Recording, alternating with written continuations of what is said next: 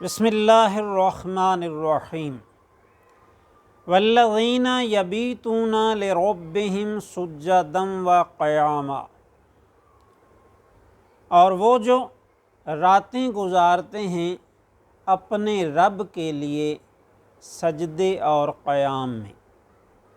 والذین یقولون ربنا اصرف عنا عذاب جہنم، اور اللہ تعالیٰ کی بارگاہ میں عرض کرتے ہیں اے ہمارے رب ہم سے جہنم کا عذاب پھیر دے۔ ان عذابہا کان غراما، بے شک اس کا عذاب گلے کا غل ہے، گلے کا پھندہ ہے۔ انہا ساءت مستقرا ومقاما، بے شک وہ بہت ہی بری ٹھہرنے کی جگہ ہے۔ ناظرین کرام، السلام علیکم ورحمۃ اللہ وبرکاتہ۔ آج کی رات بڑی بابرکت ہے، بڑی سعادتوں اور رحمتوں والی ہے۔ اللہ تعالی تمام مسلمانان عالم کو اس مبارک رات کی سعادتیں، رحمتیں، برکتیں عطا فرمائے، سب کی مشکلات کو حل کرے، سب کے مصائب و آلام کو دور فرمائے،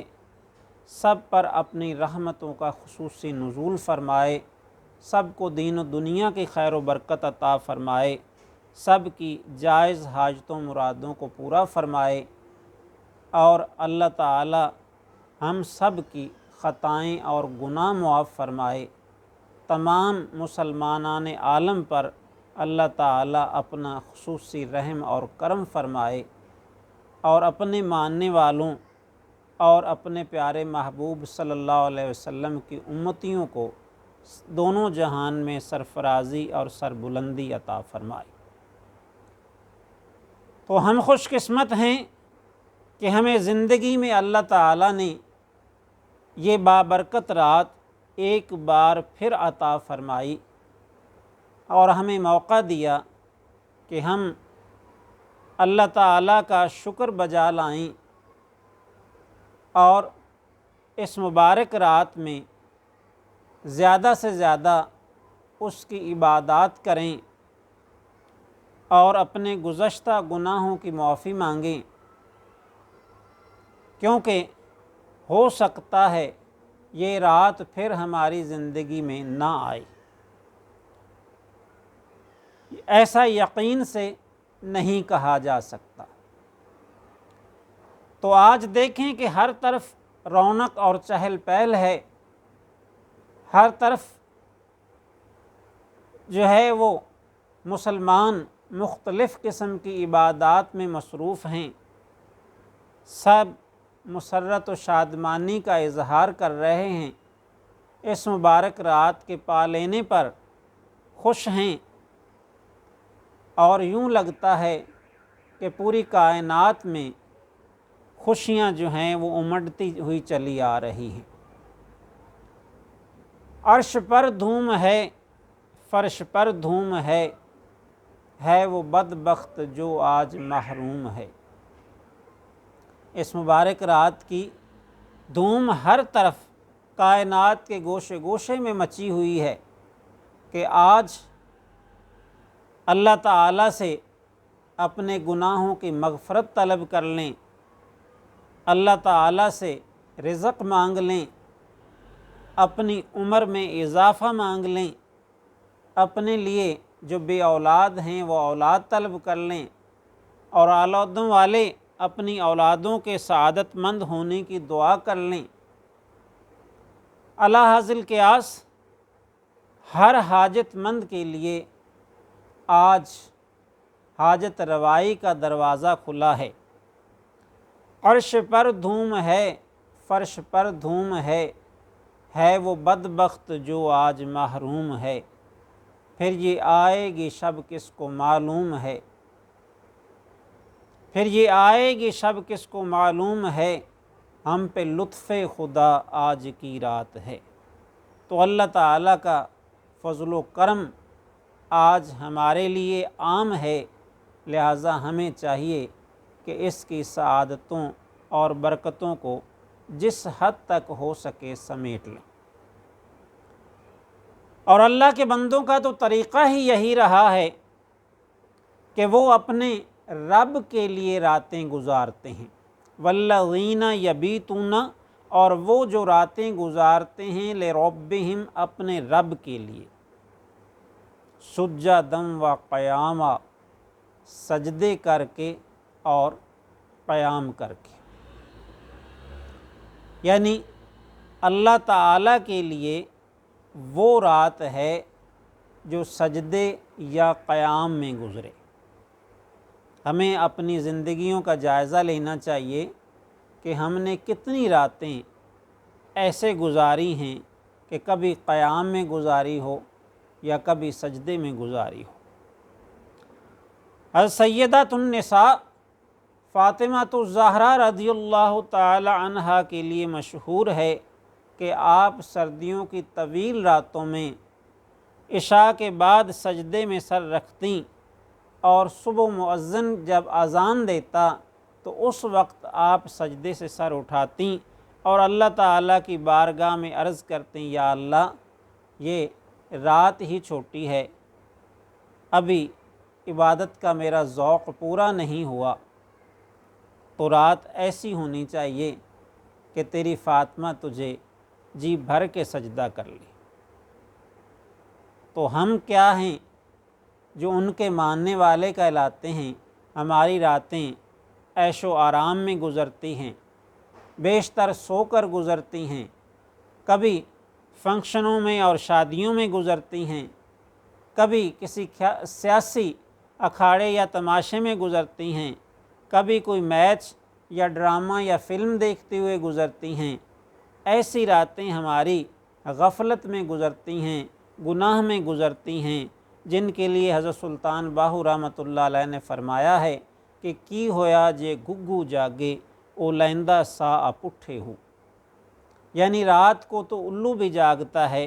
الو بھی بیدار رہتا ہے، وہ بھی نہیں سوتا، تو اس کے جاگنے کا کوئی فائدہ نہیں ہوتا، کیونکہ صرف جاگ لینے سے وہ عبادت گزار نہیں بن جاتا۔ تو ہمیں جائزہ لینا چاہیے اپنے آپ کا، اپنی گزشتہ زندگی کا، کہ کتنی راتیں ہماری غفلت میں گزر گئیں، کتنی راتیں ہماری گناہ میں گزر گئیں، ان سب کی توبہ کی جائے، اور آئندہ کے لیے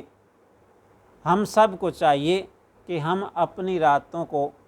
اپنے رب کی خاطر اس کی یاد میں گزاریں۔ تو ناظرین کرام،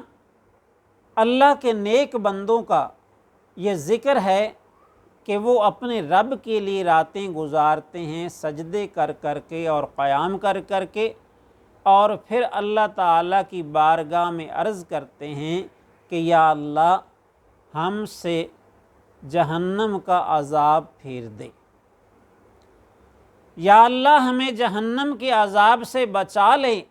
کیونکہ جہنم کا عذاب تو اتنا برا ہے کہ جیسے گلے کا پھندا ہوتا ہے، اور بے شک وہ بہت ہی بری ٹھہرنے کی جگہ ہے۔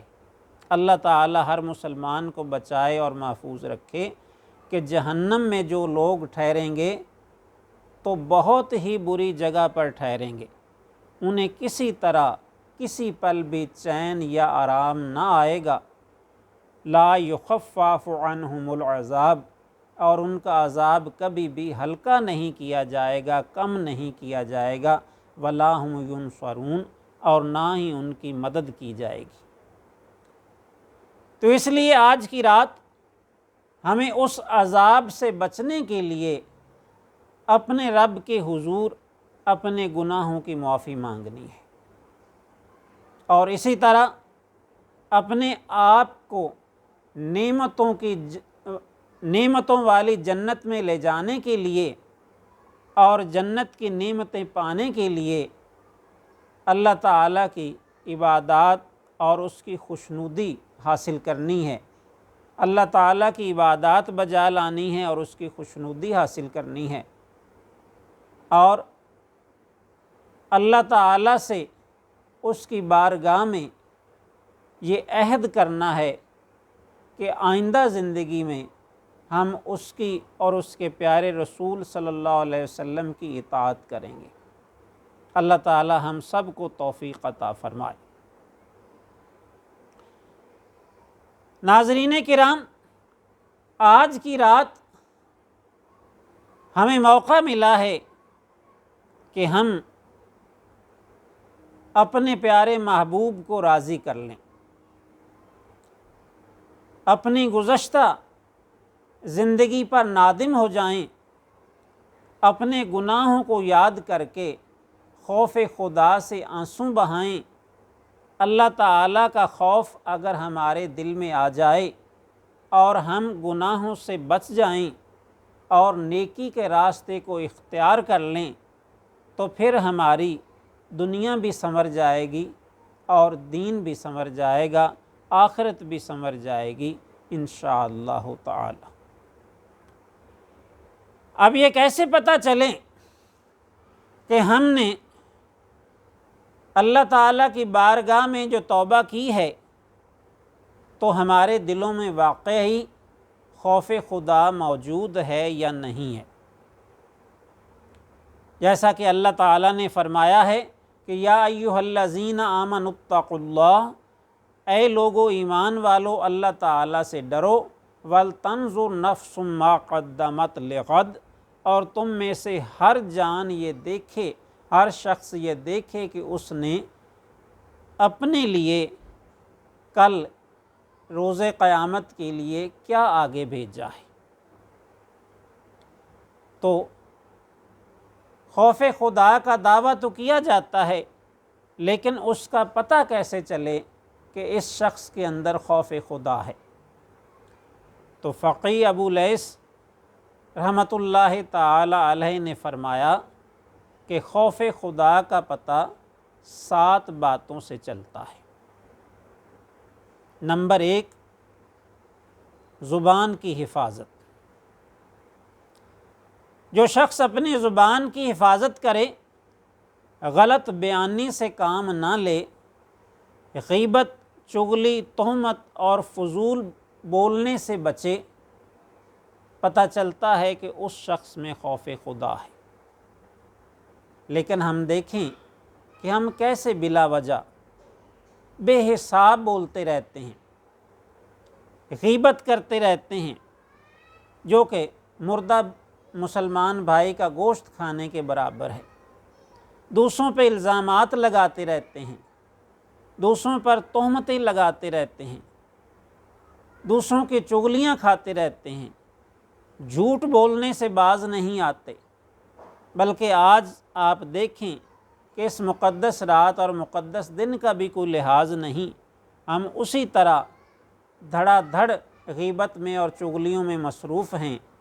ایک دوسرے پر بہتان ترازی میں مصروف ہیں۔ اور کیا کیا جائے کہ ہمارے حکمران اور دیگر سیاسی پارٹیوں کے عہدیداران ایک دوسرے کو نیچا دکھانے کے لیے،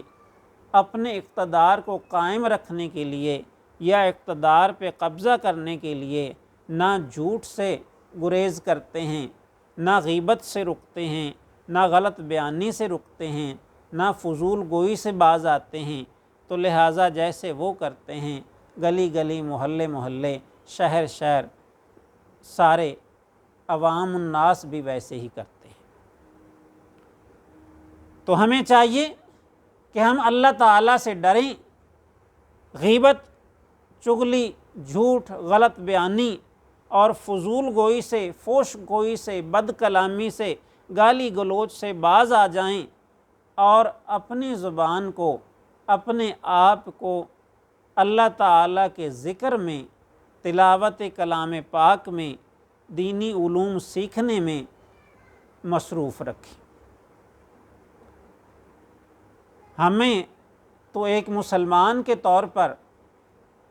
اور اللہ اور اس کے رسول صلی اللہ علیہ وسلم سے محبت کے دعوے دار ہونے کے طور پر اپنی زبان سے صرف ذکر ہی اللہ اور اس کے رسول صلی اللہ علیہ وسلم کا کرنا چاہیے۔ یا تو ہر شخص تیرا ذکر کرے، یا تو ہر شخص تیرا ذکر کرے، یا ہم سے بات نہ کرے کوئی۔ تو لہٰذا سچا اور پکا مومن تو وہی ہے کہ جو ہر وقت اللہ اور اس کے رسول صلی اللہ علیہ وسلم کا ذکر کرے۔ دوسری چیز ہے دل کی حفاظت۔ ہمارے دل میں سے مسلمانوں کی دشمنی، عداوت، بہتان اور حسد نکل جائے، غرور و تکبر سے ہمارا دل پاک ہو جائے، تو آج کی رات ہم نے یہ کرنا ہے کہ ہمارے دلوں میں نہ کسی مسلمان بھائی کے ساتھ عداوت رہے، نہ دشمنی رہے، نہ حسد و کینہ رہے، نہ حسد رہے، اور نہ ہی کسی کے خلاف عناد رہے۔ لہٰذا ہمیں ہر مسلمان کو اپنا بھائی سمجھتے ہوئے اللہ اور اس کے رسول صلی اللہ علیہ وسلم کی خاطر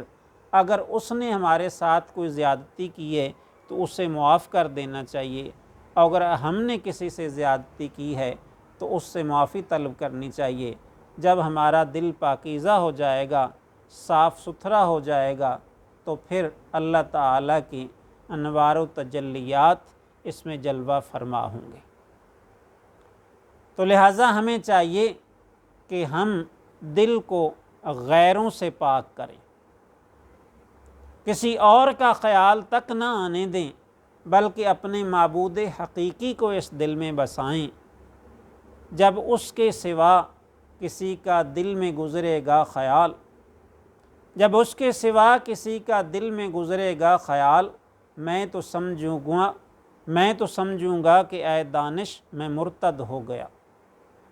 تو عشق والے لوگ تو ایسے کہتے ہیں کہ معبود حقیقی کے علاوہ کسی اور کا خیال بھی آئے تو وہ سمجھتے ہیں کہ ہم خارج از اسلام ہو گئے۔ لیکن یہ محبت کی اور عشق کی باتیں ہیں، اللہ تعالی ہمیں بھی نصیب فرمائے۔ تیسری بات ہے آنکھ کی حفاظت۔ آنکھ کو حرام دیکھنے سے بچانا ہے، بلکہ ایسی کھانے پینے اور پہننے کی چیزیں، لباس اور خوراک وغیرہ کو بھی دیکھنے سے بچانا ہے جو حرام ہے۔ آنکھ کو لالچ کے ساتھ دنیا اور دنیا کی زیب و زینت کو دیکھنے سے بچانا ہے۔ لیکن کیا ہے کہ ہم جب کسی کو اچھا لباس پہنے دیکھتے ہیں، جب کچھ اچھا کھاتے پیتے دیکھتے ہیں، تو ہمارا لالچ ہمیں بھی ایسا کرنے پر مجبور کرتا ہے، چاہے ہماری وہ حیثیت ہو یا نہ ہو۔ تو ایسا نہیں ہونا چاہیے۔ حرص اور لالچ کے پھندے سے اپنے آپ کو بچائیں اور اپنے دل میں صرف اور صرف اپنے محبوب حقیقی کی محبت لائیں، اور آنکھ کی حفاظت کریں کہ نہ وہ حرام کھانے پینے کی چیزوں کو دیکھے، نہ پہننے والی چیزوں کو دیکھے، نہ لالچ کی نظر سے دیکھیں، بلکہ جس چیز کو بھی دیکھیں عبرت کی نظر سے دیکھیں، عبرت کی نظر سے دیکھیں تاکہ حرام سے بچ سکیں۔ سرکار دو عالم صلی اللہ علیہ وسلم نے ارشاد فرمایا کہ من ملا عینہ من الحرام، جس شخص نے اپنی آنکھ کو حرام سے پر کیا، ملا اللہ تعالی یوم القیامات عینہ من النار، تو اللہ تعالی قیامت کے دن اس کی آنکھ کو جہنم کی آگ سے بھر دے گا۔ استغفر اللہ ربی من کل ذنب واتوب۔ تو اللہ تعالی ہمیں بچائے اور محفوظ رکھے۔ یاد رکھیں، آنکھ سے برا دیکھنے کو، غیر محرم کو دیکھنے کو اور بری اور حرام چیزوں کو دیکھنے کو ہم کوئی خاص اہمیت نہیں دیتے، تو یہ سرکار دو عالم صلی اللہ علیہ وسلم کا فرمان یاد رکھیں کہ جو شخص بھی حرام سے اپنی آنکھ کو بھرتا ہے، اللہ تعالیٰ روز حشر اس کی آنکھوں کو جہنم کی آگ سے بھر دے گا۔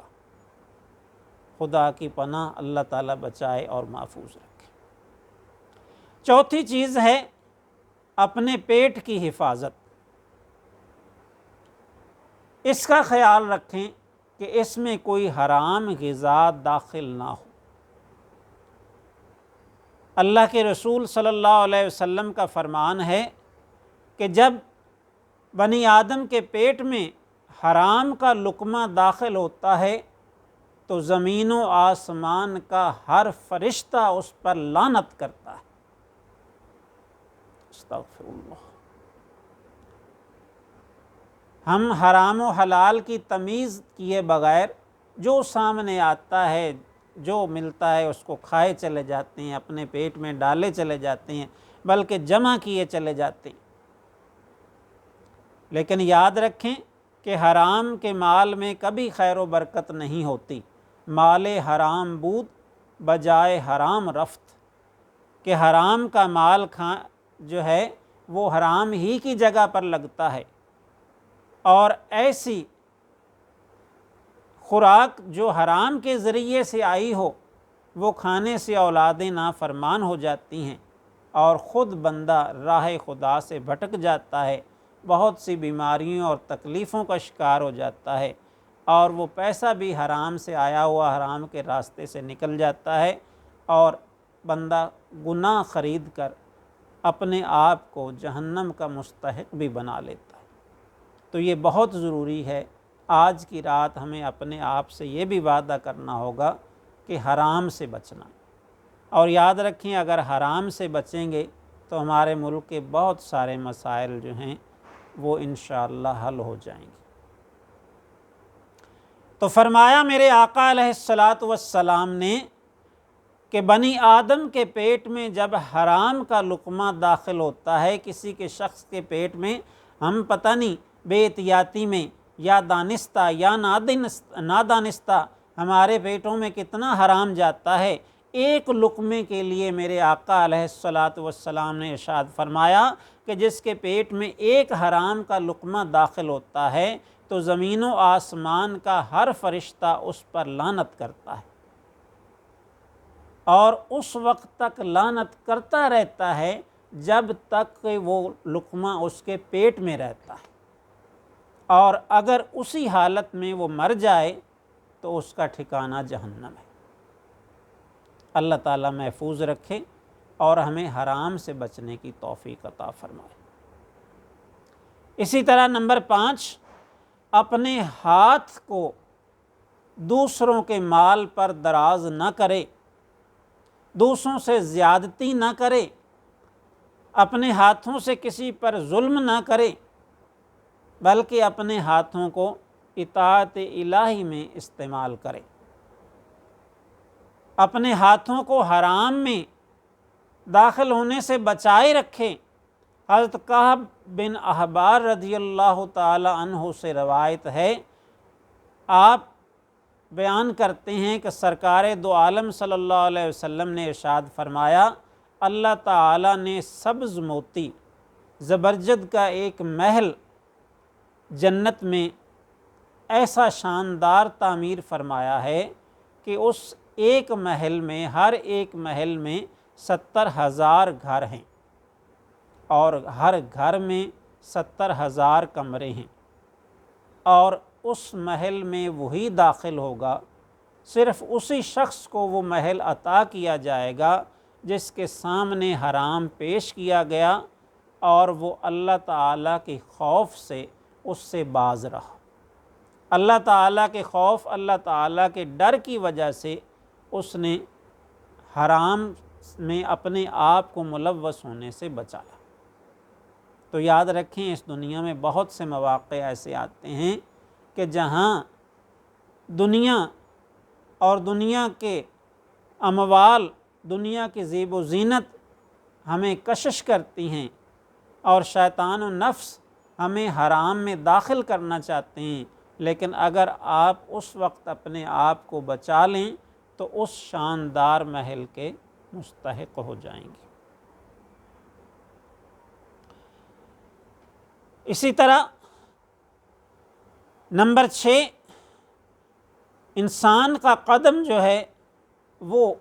حرام کی طرف، اللہ تعالیٰ کی نافرمانی کی طرف نہ اٹھے، بلکہ اس کا قدم ہمیشہ اللہ تعالیٰ کی اطاعت کی طرف اٹھے، اور وہ اپنی مقصد تخلیق کو پورا کرے۔ انسان کی مقصد تخلیق کیا ہے؟ وَمَا خَلَقْتُ الْجِنَّ وَالْإِنسَ إِلَّا لِيَعْبُدُونَ۔ ارشاد فرمایا اللہ تعالیٰ نے کہ ہم نے جنوں اور انسانوں کو صرف اپنی عبادت کے لیے پیدا فرمایا، یعنی جنوں اور انسانوں کی پیدائش کا کوئی اور مقصد ہی نہیں ہے۔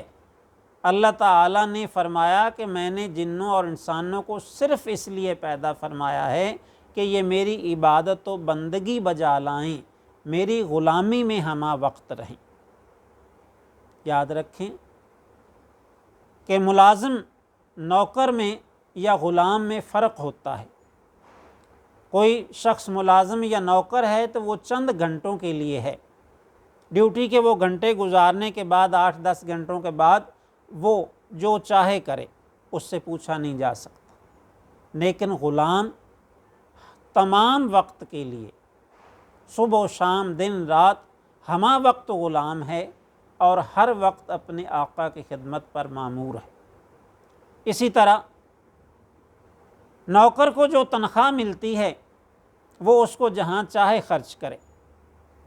لیکن غلام اگر کچھ کمائے گا تو وہ بھی اس کے آقا کی ملکیت ہے،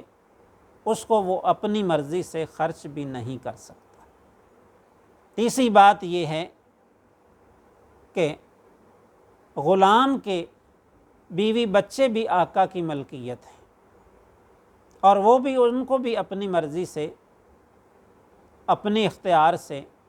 اپنی راہ پر نہیں چلا سکتا۔ اور نمبر 4، نوکر اگر چاہے تو وہ نوکری چھوڑ سکتا ہے، لیکن غلام جو ہے وہ غلامی چھوڑ بھی نہیں سکتا جب تک آقا نہ چاہے۔ تو ہم سب اللہ تعالیٰ کے بندے ہیں، یعنی اس کے غلام ہیں، تو لہٰذا 24 گھنٹے دن رات اپنی پیدائش سے لے کر یا اپنی بلوغت سے لے کر مرنے تک ہر وقت ہم اللہ تعالیٰ کے غلام ہیں، اور اس کی بندگی سے، اس کی غلامی سے باہر قدم نہیں رکھ سکتے۔ تمام عمر میں اگر ہم کوئی ایک کام بھی اس کی رضا کے بغیر کریں گے تو اس کے لیے سزا کے مستحق ہوں گے۔ اگر اللہ تعالیٰ چاہے تو وہ ہمیں معاف فرما دے۔ تو لہٰذا ہمیں اپنی ساری زندگی میں دیکھنا چاہیے کہ کتنی زندگی ہم نے اللہ اور اس کے رسول صلی اللہ علیہ وسلم کی اطاعت میں گزاری ہے اور کتنی نافرمانی میں گزاری ہے۔ اسی طرح ہم اپنی زندگی میں جو مال و دولت ہمارے پاس ہے، جو ہمارے پاس بینک بیلنس ہے، جو ہمارے پاس گاڑیاں، مکان یا دیگر جائیدادیں ہیں، جو کچھ بھی ہمارے پاس ہے، یہ سب بھی ہمارے آقا یعنی اللہ تعالیٰ کی ملکیت ہے، اور اس سب کو بھی ہم اپنی مرضی سے استعمال نہیں کر سکتے۔ لہٰذا ہمیں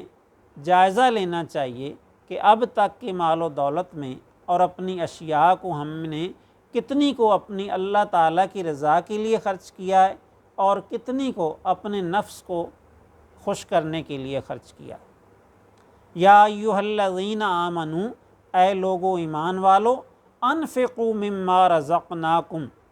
خرچ کرو جو ہم نے تمہیں دیا ہے اس میں سے۔ انفقوا مما رزقناکم من قبل ان یاتی یوم لا بیع فیہ ولا خلۃ ولا شفاعۃ والکافرون هم الظالمون، وہ دن آنے سے پہلے کہ جب نہ کوئی سفارش قبول کی جائے گی، نہ کوئی بدلہ اور معاوضہ لے کے چھوڑا جائے گا، اور نہ کوئی دوستی کام آئے گی، اور کافر ہی ظالم ہے۔ لہٰذا ہمیں کافروں کی طرح، ان ظالموں کی طرح اپنے مالوں کو اپنی مرضی سے خرچ نہیں کرنا چاہیے، بلکہ اللہ اور اس کے رسول صلی اللہ علیہ وسلم کی مرضی کے مطابق خرچ کرنا چاہیے۔ نمبر 7 یہ ہے کہ عبادات و مجاہدات کو اختیار کرنا چاہیے، خالص اللہ تعالیٰ کے لیے عبادت کرنی چاہیے، ریاکاری سے بچنا چاہیے،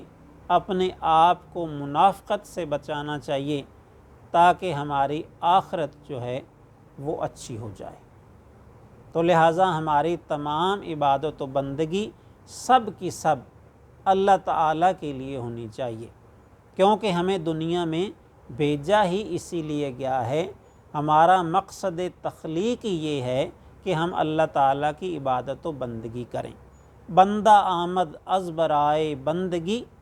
بندہ آمد از برائے بندگی، بندہ دنیا میں اللہ تعالیٰ کی عبادت کے لیے آیا ہے، زندگی بے بندگی شرمندگی، اور جو اللہ تعالیٰ کی عبادت نہ کرے اس کی زندگی شرمندگی کا مجموعہ بن جاتی ہے۔ اللہ تعالیٰ ہمیں توفیق عطا فرمائے کہ ہم اپنے مقصد تخلیق کو پورا کریں اور اللہ تعالیٰ کی اور اس کے رسول صلی اللہ علیہ وسلم کی اطاعت و فرما برداری کریں۔ وما علینا الا البلاغ۔